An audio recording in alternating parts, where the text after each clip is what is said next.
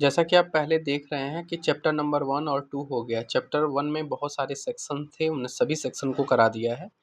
अब हम आपके सामने लेके आए हैं चैप्टर नंबर 3। 2 तक कंप्लीट किया है, नहीं कंप्लीट किया है तो आप जाकर के देख लीजिए।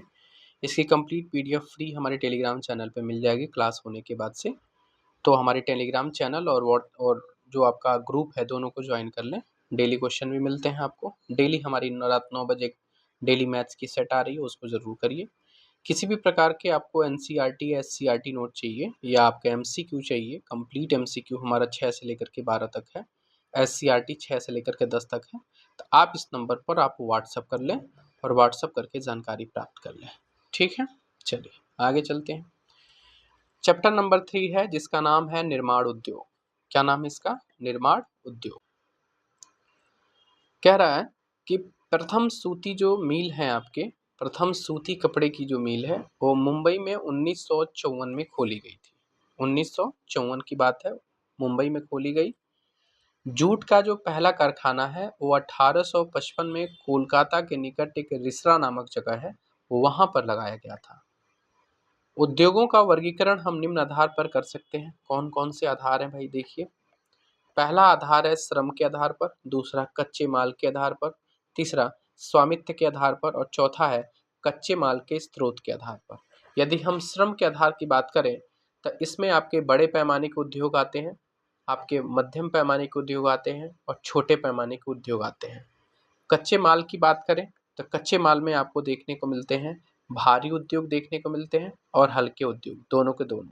यदि हम स्वामित्व में बात करेंगे तो इसमें सार्वजनिक और संयुक्त या सहकारी उद्योग देखने को मिलेंगे। यदि हम कच्चे माल के स्रोत की बात करेंगे तो इसमें कृषि आधारित उद्योग आपको देखने को मिलते हैं। ठीक है ना? मतलब कच्चे माल का जो स्रोत है वो क्या आधार है उसका? तो कृषि आधारित उद्योग है। लेकिन कच्चे माल का आधार आधार क्या है? तो ये है आपका भारी और हल्के उद्योग। चलें आगे, आगे आइए। अगला पॉइंट हम देखते हैं इसमें। अच्छा पॉइंट सभी है, बुलेट पॉइंट को नोट किया गया है। कह रहा है कि सूती वस्त्र उद्योग, कह रहा है कि आधुनिक सूती मिल जो है वो 1818 में, सबसे पहला 1854 में खुला था, उसकी बात छोड़ दीजिए। लेकिन आपका जो आधुनिक सूती मिल है वो 1818 में खुली, फोर्ट ग्लास्टर में खुली थी। लेकिन वो क्या रही? तो असफल रही थी। यदि हम बात करेंगे पहली सफल मिल, तो पहली सफल मिल कह रहा है कि कावसजी नाना भाई डाबर के द्वारा 1854 में खोली गई। भारत की कुल जीडीपी में 2.3% का योगदान और देश के कुल निर्यात में इसका हिस्सा जो है वो 12% के आसपास है। किसका? तो सूती वस्त्र का उद्योग का। मुंबई को सूती वस्त्रों की महानगरी कहा जाता है क्योंकि सबसे पहले मुंबई में ही 1854 में खोली गई थी। किसके द्वारा? तो कावसजी नाना डाबर भाई के द्वारा। कर की कॉटन पॉलिश कहते हैं किसको? मुंबई को, जो अकेले ही देश का लगभग 25% सूती कपड़ा बनाता है। अगला पॉइंट है, ये उत्तर प्रदेश का जो कानपुर इलाका है उसको उत्तर भारत का मैनचेस्टर कहते हैं। उत्तर भारत का मैनचेस्टर किसको बोलते हैं? तो कानपुर को कहते हैं। बहुत इंपॉर्टेंट है। वहीं पे बात करें हम तमिलनाडु के कोयम्बटूर को, तो कोयम्बटूर को बोलते हैं दक्षिण भारत का मैनचेस्टर, यानी कोयम्बटूर को दक्षिण भारत का मैनचेस्टर कहते हैं। यदि हम कपास के वजन की बात करेंगे तो प्रोसेसिंग के दौरान ये घटता नहीं है। कपास का जो वजन है वो प्रोसेसिंग के दौरान क्या होता है? घटता नहीं है। ध्यान रखिएगा, बहुत इंपॉर्टेंट पॉइंट है। अगला पॉइंट देखिए, देश का पहला वस्त्र पार्क तमिलनाडु के कर की तीरपुर में स्थापित किया गया। देश का पहला जो पार्क है वस्त्र पार्क वो तमिलनाडु के तीरपुर में। अगला पॉइंट है आपका कि जूट के सामानों के निर्यात के मामले में भारत दुनिया में बांग्लादेश के बाद दूसरे स्थान पर आता है। मतलब सबसे ज़्यादा जूट का उत्पादन है वो बांग्लादेश में देखने को मिलता है। और भारत में आपको पता ही है पश्चिम बंगाल में, जो कि पास में ही तो है। पश्चिम बंगाल में जूट मिलें हुगली नदी के किनारे पर लगभग 98 किलोमीटर लंबी और 3 किलोमीटर चौड़ी पट्टी में फैली हुई है। हुगली नदी के किनारे जो जूट मिलें हैं हुगली नदी किनारे हैं, लगभग 98 किलोमीटर और 3 किलोमीटर चौड़ी। कह रहे कि जूट की जो व्यापारिक मापन है उस मापन इकाई में एक गांठ का वजन 180 किलो होता है। लगभग जो एक गांठ बनाया जाता है व्यापारिक रूप से, उसकी वजन 180 किलो के आसपास। अब हम बात करते हैं, आपको सूती वस्त्र के बाद बात करेंगे ऊनी वस्त्र उद्योग। देखिए, ऊनी वस्त्र उद्योग के मामले में राजस्थान भारत का सबसे बड़ा ऊन उत्पादक राज्य है, जबकि दूसरा स्थान जम्मू कश्मीर का आता है। सबसे ज़्यादा किसका आता है? तो ऊनी वस्त्र के उत्पादन में आपके किसका है? राजस्थान का है। यदि हम कुल उत्पादन की बात करें तो भारत का स्थान 9वें स्थान पर आता है। पश्मीना जो ऊन है, विशेष नस्ल की जो बकरियां होती हैं उनके मुलायम बालों से बनाया जाता है। यदि हम बात करेंगे अंगोरा, अंगोरा एक प्रकार का खरगोश होता है। अंगोरा खरगोश होता है, उसकी ऊन से, एक उनके मुलायम बालों से आपको देखने को मिलता है। आज देखेंगे ठंडी के मौसम में अंगोरा, अंगूरे की टोपी, तो वो अंगोरा एक प्रकार का खरगोश है और उसकी जो बालें होती हैं काफ़ी मुलायम होती हैं। उन्हीं की बालों से वो फर बना, वो आपके वो वस्त्र बनाए जाते हैं, ऊनी वस्त्र। समझ में आया? तो अंगोरा क्या है? तो खरगोश के बालों से। वहीं पश्मीना क्या है? तो पश्मीना एक बकरी होती है, उनकी बालों से बनाया जाता है जम्मू कश्मीर में। अब आइए पॉइंट की तरफ देखते हैं। कह रहा है कि लौह और इस्पात उद्योग। लौह इस्पात उद्योग को सभी उद्योगों का जनक माना जाता है। बात करेंगे भारत में लोहे का सबसे पहला कारखाना आपको 1830 में पोर्टो नोवान तमिलनाडु में खोला गया था। यदि हम बात करेंगे आधुनिक लौह इस्पात का उद्योग का वास्तविक प्रारंभ आपको 1864 में कुल्टी के पश्चिम बंगाल में हुआ था। जो आधुनिक लौह इस्पात का उद्योग का कारखाना खुला, वो सबसे पहले 1864 में कुल्टी का गांव, कुल्टी जगह है, पश्चिम बंगाल में हुआ था।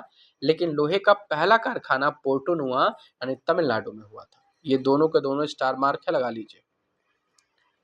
भारत में बड़े पैमाने पर सफल कारखाना 1907 में साक्षी नामक जगह के टिस्को के द्वारा लगाया गया था। जो टिस्को कंपनी है उसके द्वारा 1907 में साक्षी नामक जगह पर सफल कारखाना भारत में बड़े पैमाने पर लगाया गया था। जो कहाँ है? तो झारखंड में है।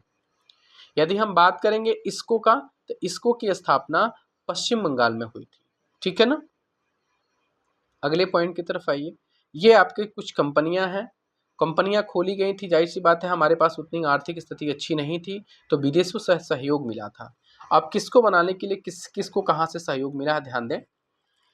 टिस्को कंपनी 1907 में बनी थी, कोई विदेशी सहयोग नहीं था इसमें। झारखंड राज्य में है, जगह है जमशेदपुर। यदि हम भारतीय लौह इस्पात की बात करेंगे, लोहा और इस्पात मतलब इंडियन आपका IISOCO 1918 में खोला गया, पश्चिम बंगाल में खोला गया, बर्नपुर जगह है वहां पर। विश्वेश्वरैया लोहा और इस्पात की बात करेंगे, 1923 में खोला गया था। इसमें भी किसी प्रकार का विदेश सहयोग नहीं था। ये कर्नाटक में है विश्वेश्वरैया, भद्रावती जगह पे है। यदि हम बात करेंगे भिलाई लोहा और इस्पात संयंत्र का, तो 1955 में है। तो भिलाई की बात करेंगे तो भिलाई रूस के सहयोग से खोला गया था। भिलाई छत्तीसगढ़ में है, भिलाई नामक जगह पे है। राउरकेला इस्पात कंपनी है, वो भी 1955 में ही खोली जाती है। उसमें क्या होता है, उसमें ये देखने को मिलता है जर्मनी के सहयोग मिलता है। उड़ीसा में खोला जाता है, राउरकेला जगह है। दुर्गापुर आपको पता है पश्चिम बंगाल में है। दुर्गापुर इस्पात इस्पात कारखाना है, वो है आपका 1956 में ब्रिटेन की सहयोग से खोला गया। ध्यान दीजिएगा, ये तीन जो पॉइंट है ना, राउरकेला, दुर्गापुर और बोकारो, ये इतने ज़्यादा इंपॉर्टेंट है ना, आपको हर एग्जाम में कहीं ना कहीं देखने को मिल जाता है। तो राउरकेला जर्मनी के सहयोग से, दुर्गापुर ब्रिटेन के सहयोग से और बोकारो रूस की सहयोग से। रूस एक भिलाई को भी सहयोग किया था, रूस बोकारो को भी सहयोग किया था। बोकारो संयंत्र 1964 में झारखंड में है, बोकारो नामक जगह पे। ठीक है ना, तीनों अलग अलग। ये राउरकेला ये उड़ीसा में है, ये पश्चिम बंगाल में है, ये झारखंड में है। यदि हम सेलम की बात करेंगे तो 1972 में तमिलनाडु में खोला गया। विशाखापट्टनम 1982 में आंध्र प्रदेश में विशाखापट्टनम में। विजयनगर 1994 में कर्नाटक के विजयनगर में। ये इतने इंपॉर्टेंट नहीं है जितना इंपॉर्टेंट मैं आपको तीन बता दिया हूँ, ये सबसे ज़्यादा ध्यान रखिएगा। और टिस्को का जन्म स्थान, टिस्को का स्थापना वर्ष 1907, ये इंपॉर्टेंट है एग्जाम के लिए। अगला पॉइंट है आपका, कह रहा है कि जगदीशपुर है ना, सॉरी जमशेदपुर को भारत का बर्मिंघम कहा जाता है। भारत का क्या कहा जाता है? जमशेदपुर को भारत का बर्मिंघम कहा जाता है। इंपॉर्टेंट पॉइंट है। भारत के सार्वजनिक क्षेत्र की जो सभी लौह इस्पात है, उस लौह इस्पात संयंत्रों का जो प्रबंधन है वो भारतीय इस्पात प्राधिकरण के अधीन है। अगला पॉइंट है कि एल्युमिनियम का जो प्रयोग है वो हवाई जहाज, बर्तन, तार, विभिन्न प्रकार के घरेलू सामानों में करते हैं। और ये इंपॉर्टेंट है कि बॉक्साइट जो है वो एल्युमिनियम का क्या होता है, तो मुख्य अयस्क माना जाता है। एल्युमिनियम के उत्पादन पर देखेंगे तो भारत में उड़ीसा का प्रथम स्थान देखने को मिलता है। ठीक है,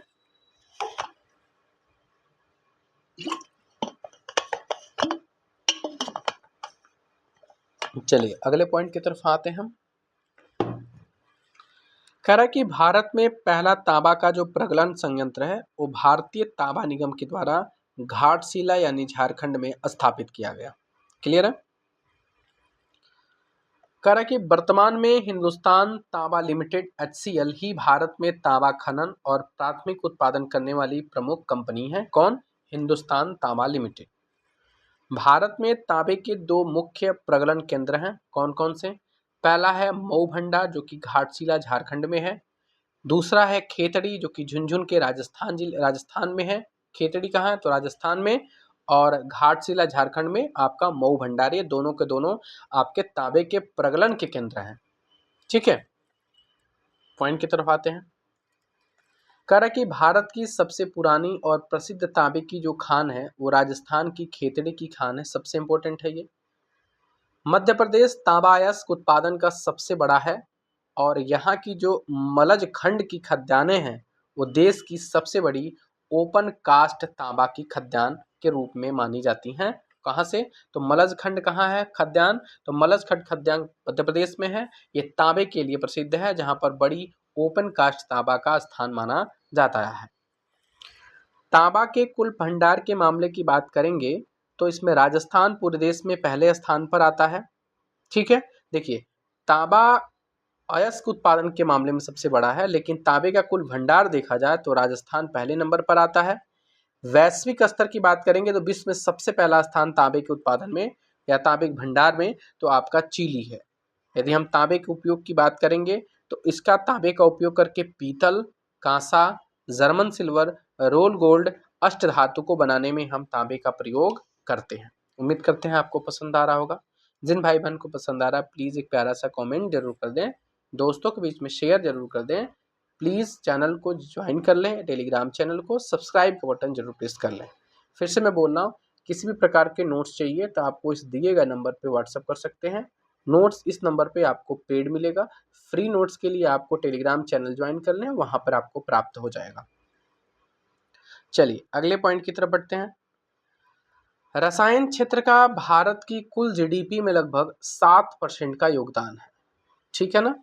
यदि हम अकार्बनिक रसायनों की बात करेंगे उसमें गंधक का तेजाब, नाइट्रिक एसिड, सोडा एस और कास्टिक एस आपके सभी के सभी अकार्बनिक रसायनों में अकार्बनिक रसायनों के अंतर्गत आते हैं। यदि हम कार्बनिक रसायनों की बात करेंगे तो उसमें पेट्रो रसायन है वो सबसे मुख्य है, जिनका उपयोग आपको कृत्रिम रबड़ बनाने में, प्लास्टिक बनाने में, दवाइयाँ बनाने में प्रयोग होता है। बात करेंगे भारत दुनिया में उर्वरकों का दूसरा सबसे बड़ा उपभोक्ता और उत्पादक देश है। भारत दुनिया में उर्वरकों का दूसरा सबसे बड़ा उपभोक्ता और क्या है? तो उत्पादक देश है उर्वरकों के मामले में। करेक्ट 1906 में एक रानीपेट जो कि आपके तमिलनाडु का क्षेत्र है वो भारत का पहला रासायनिक उर्वरक संयंत्र है। इंपॉर्टेंट पॉइंट याद रखिए कि सारी चीज़ें आपको NCERT में नहीं मिलेगा। ये सब जो NCERT SCERT में देख रहे हैं NCERT में नहीं मिलेगा, इसलिए SCERT को पढ़ना बेहद ज़रूरी है। आप ज़रूर पढ़िए, ये चीज़ें आपको SCERT में कहीं भी लिखा नहीं हुआ है। ठीक है, बहुत डीप में है बिहार SCERT। चलिए कला है कि पहला जो सीमेंट संयंत्र है वो 1904 में, ये तो है NCERT में, 1904 में चेन्नई में स्थापित की गई थी, लेकिन वो असफल रही थी।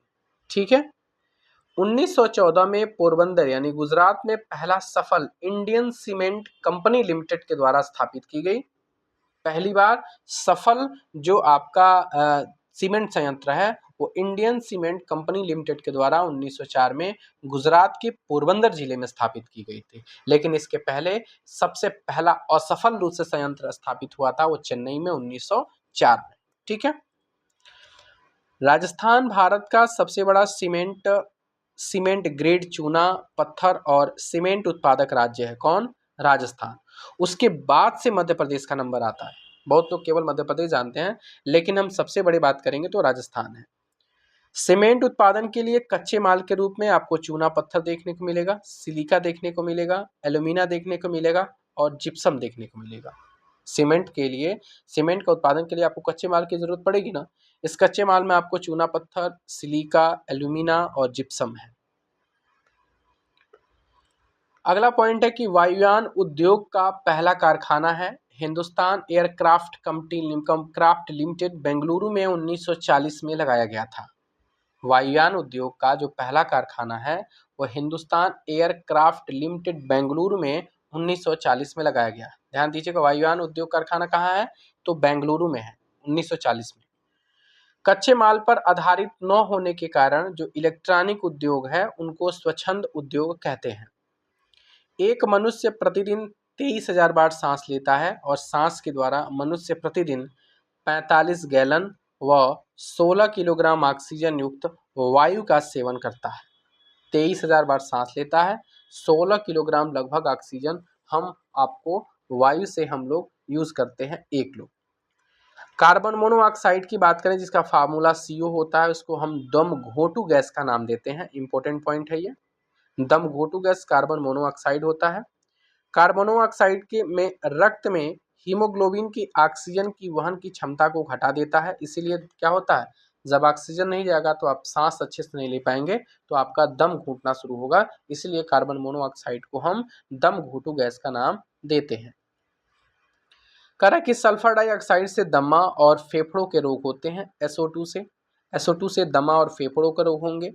वहीं हम बात करें आपके वायु प्रदूषक ठोस और तरल दोनों होते हैं। वायु जो प्रदूषक होंगे आपके ठोस भी होंगे और आपके तरल भी होंगे। अगले पॉइंट की तरफ हम मूव करते हैं। अगला पॉइंट क्या कह रहा है कि उद्योगों के विषाक्त कचरे के कारण जल में ऑक्सीजन की मात्रा घट जाती है। भोपाल गैस जो त्रासदी की घटना है वो 3 दिसंबर 1984 को यूनियन कार्बाइड फैक्ट्री से मिथाइल आइसोसाइनेट गैस का रिसाव होने के कारण हुआ था। इसका डेट याद रखिएगा, 3 दिसंबर 1984, भोपाल त्रासदी। कौन सी गैस थी? तो मिथाइल आइसोसाइनाइड थी। ठीक है।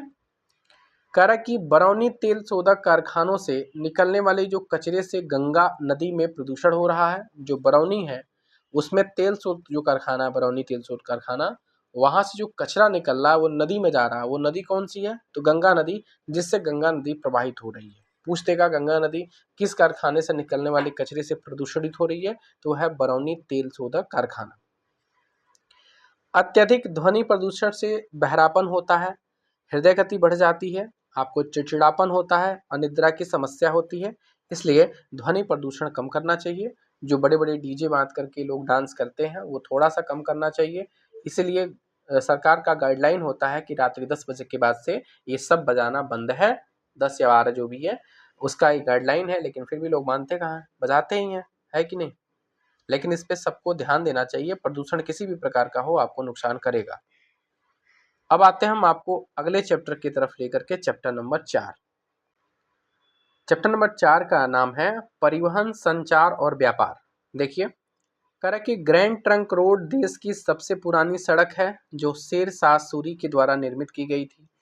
इस सड़क का जो निर्माण है वो कोलकाता से लेकर के अमृतसर तक का भाग भारत को जोड़ता है। कोलकाता आपको कहाँ पड़ता है? तो पश्चिम बंगाल। अमृतसर आपको पंजाब में पड़ता है। तो यहाँ से यहाँ तक की दोनों का मार्ग का जुड़ाव था। ये आपका सबसे पहले grand trunk road Sher Shah Suri के द्वारा बनवाया गया था। आजकल इसे अमृतसर से दिल्ली तक NH1 का नाम दिया गया है और दिल्ली से कोलकाता तक इसको NH2 के नाम से जाना जाता है। NH का मतलब होता है नेशनल हाईवे। क्या होता है? NH का मतलब क्या होता है?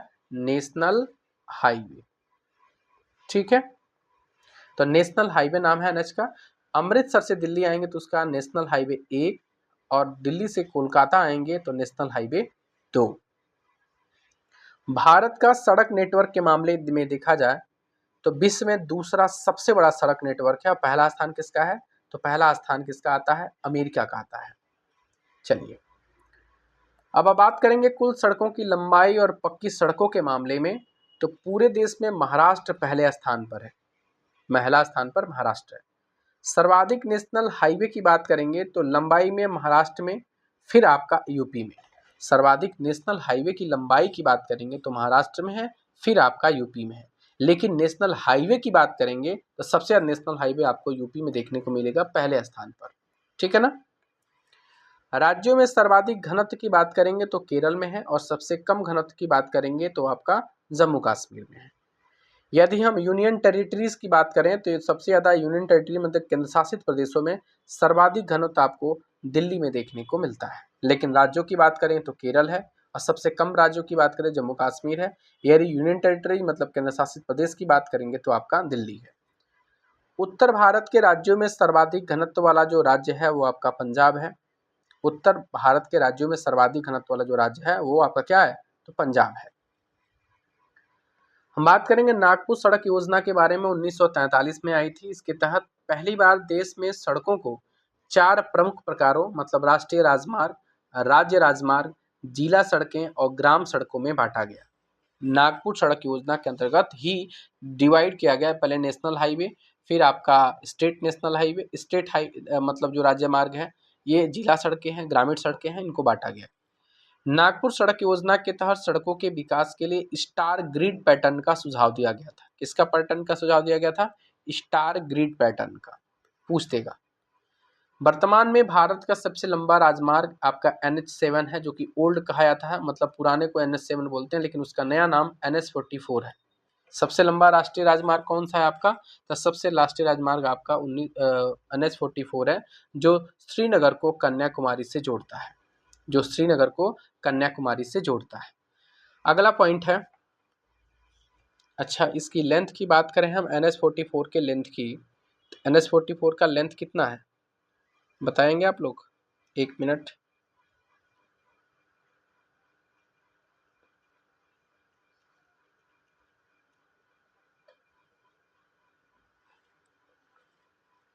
NH44 का जो लंबाई है आपको वो 4112 किलोमीटर के आसपास है।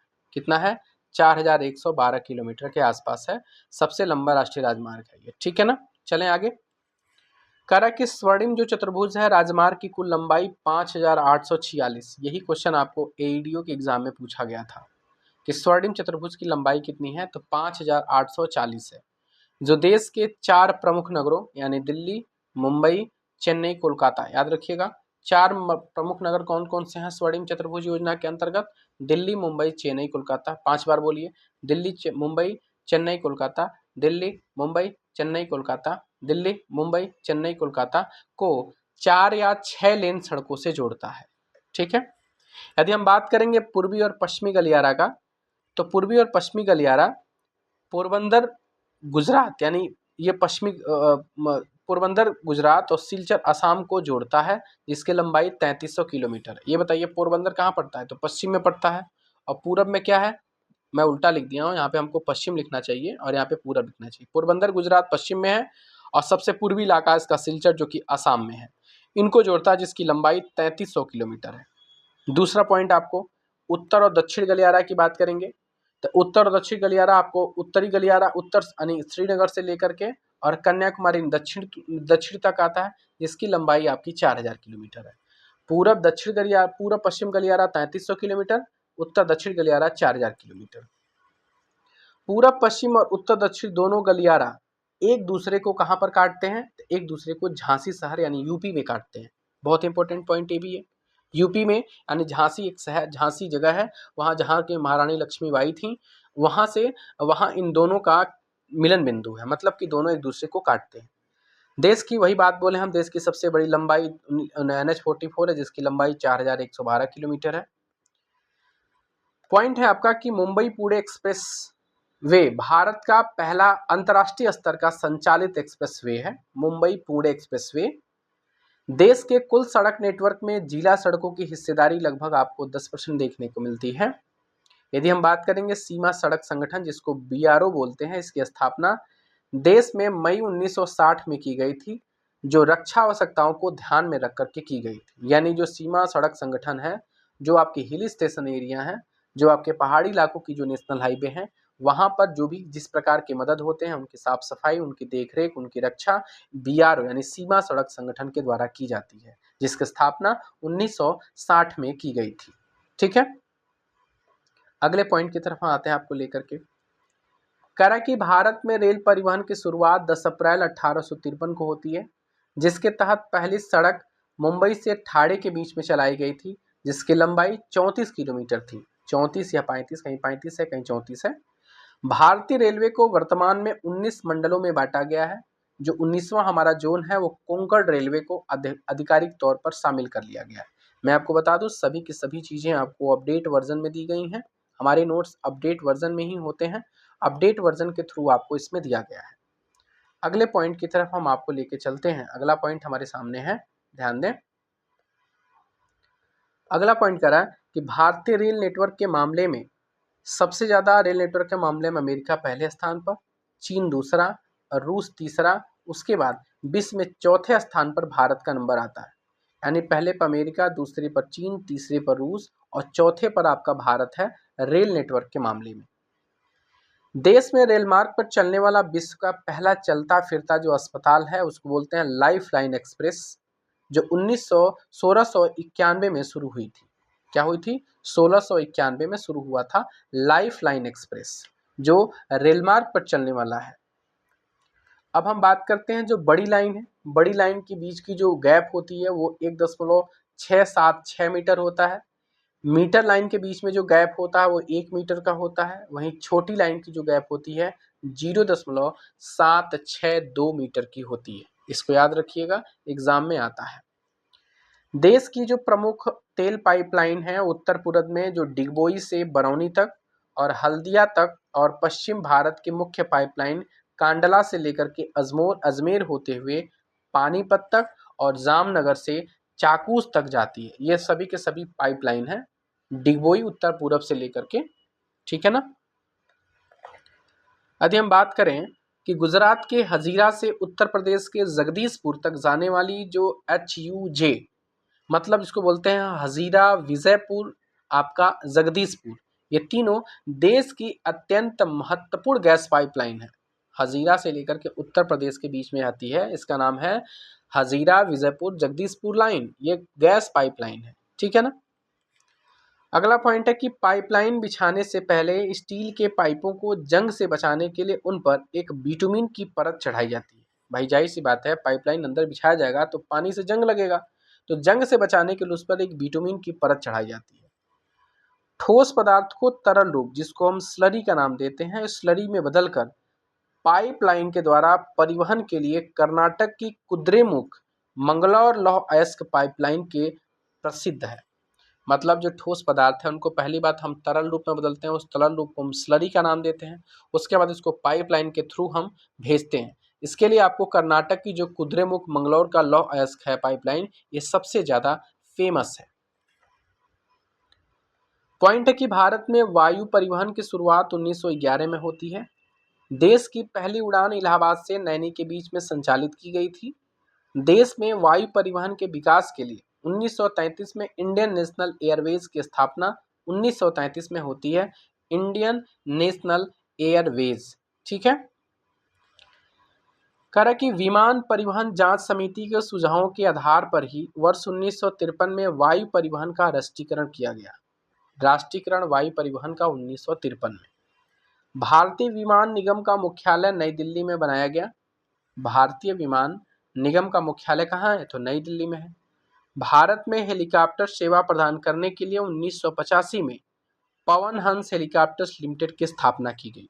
सबसे पहले हेलीकॉप्टर की सेवा देने वाले उस लिमिटेड कंपनी का नाम क्या है? तो Pawan Hans helicopters limited company, 1985 में इसकी स्थापना होती है। अगला है भारत में राष्ट्रीय जलमार्गों के विकास, रखरखाव और नियमन के लिए 27 अक्टूबर 1986 को भारतीय अंतर्देशीय जलमार्ग प्राधिकरण की स्थापना होती है।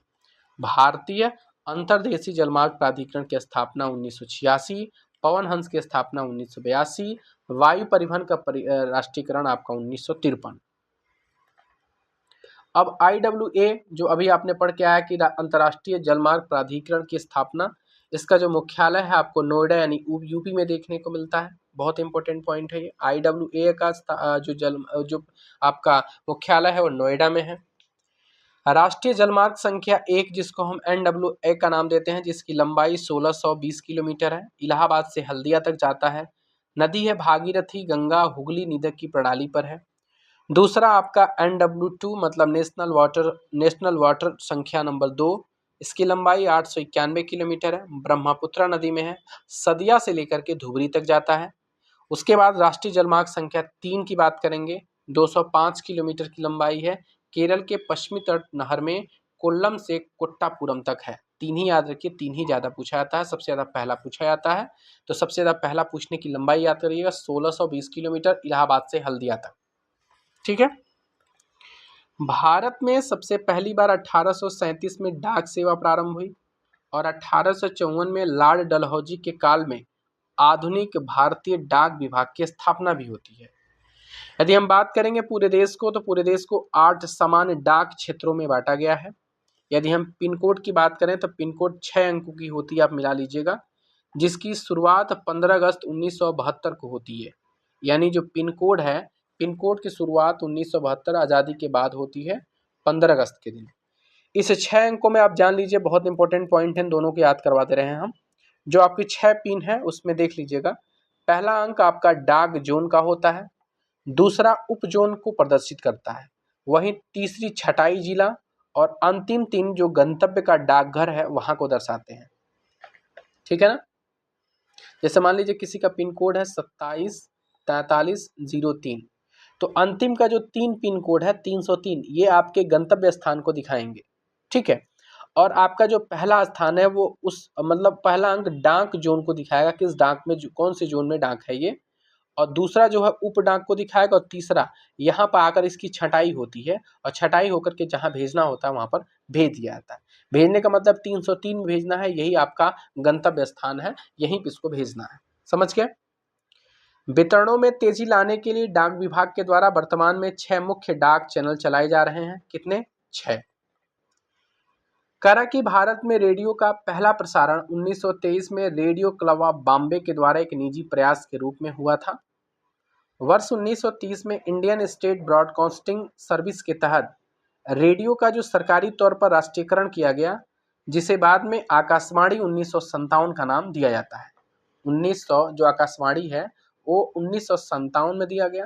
राष्ट्रीयकरण जो स्टार्टिंग में कौन था? इंडियन स्टेट ब्रॉडकास्टिंग का नाम था, जो 1930 में आया था। लेकिन इसके बाद से जब इसका राष्ट्रीयकरण कर दिया गया, तो इसके बाद से इसका नाम आकाशवाणी कर दिया गया। जो आप आकाशवाणी नहीं सुनते हैं, आप सुन रहे हैं आकाशवाणी केंद्र, मैं हूं अभी शुक्ला, इस प्रकार से बोलते हैं लोग। तो ये है आकाशवाणी। आकाशवाणी की स्थापना 1957 में होती है, जो 1930 में इंडियन स्टेट ब्रॉडकास्टिंग सर्विस का राष्ट्रीयकरण करने के बाद से बना था। मेरी बात सुन लिए, चलें आगे। करा की टेलीविजन की शुरुआत आपको 15 सितंबर 1959 में नई दिल्ली में देखने को मिलती है। 1976 में टेलीविजन सेवा को ऑल इंडिया रेडियो से अलग कर दिया गया और दूरदर्शन यानी डीडी नेशनल दूरदर्शन का नाम इसको दिया गया। क्या नाम दिया गया? दूरदर्शन का नाम दिया गया। शुरुआत 1959 में होती है, लेकिन टेलीविजन सेवा को ऑल इंडिया रेडियो से अलग करके उसका नाम डीडी नेशनल किया गया, डीडीएन किया गया, डी दूरदर्शन किया गया 1976 में। भारत पूरे एशिया का ऐसा पहला देश है जिसमें निर्यात को बढ़ावा देने के लिए निर्यात संवर्धन क्षेत्र जिसकी ईपीजेड के महत्व को समझा। गुजरात का जो कांडला क्षेत्र है वो पूरे विश्व का, पूरे एशिया का पहला निर्यात संवर्धन क्षेत्र है, जिसकी स्थापना 1965 में होती है। गुजरात का कांडला क्षेत्र किसके लिए प्रसिद्ध है? एशिया का पहला निर्यात संवर्धन क्षेत्र। अगला पॉइंट है कि जो नोएडा है मतलब कि एसईजेड अभी निर्यात संवर्धक क्षेत्र जो है निर्यात, इसका नाम क्या है? एसईजेड का फुल फॉर्म जान लीजिए। यहाँ पर जो ईपीजेड था निर्यात संवर्धन क्षेत्र, और एसईजेड राज्य का एक अत्यंत महत्वपूर्ण और प्रमुख विशेष आर्थिक क्षेत्र है। क्या है आपका? आर्थिक क्षेत्र है। ठीक है।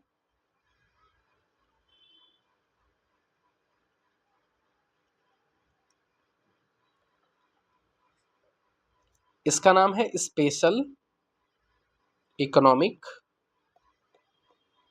जोन, विशेष आर्थिक क्षेत्र, विशेष आर्थिक क्षेत्र, ये कहाँ है? नोएडा राज्य का एक बहुत महत्वपूर्ण और विशेष आर्थिक क्षेत्र है। ठीक है ना। चले आगे हम अगला चैप्टर हम अगले वीडियो में, यहाँ से बिहार स्पेशल शुरू होता है चैप्टर नंबर 5 से।